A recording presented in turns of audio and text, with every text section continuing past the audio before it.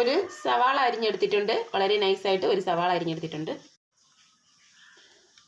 കുറച്ച് ബീൻസ് 250 ബീൻസും 2 പച്ചമുളകും കൂടെ വളരെ നൈസായിട്ട് നീളത്തിന് അരിഞ്ഞെടുത്തതാണ്.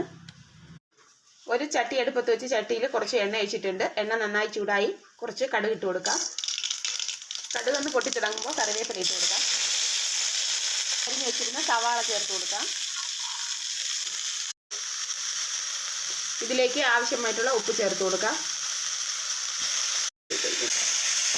സവാള കുറച്ചൊന്ന് വഴണ്ട് വന്നിട്ടുണ്ട്. ഇതിലേക്ക് അരിഞ്ഞ് വെച്ചിരുന്ന ബീൻസ് ചേർത്ത് കൊടുക്കാം.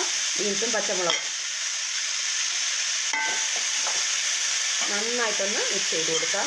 കുറച്ച് നേരം ഒന്ന് അടച്ച് വെച്ച് വേവിക്കാം.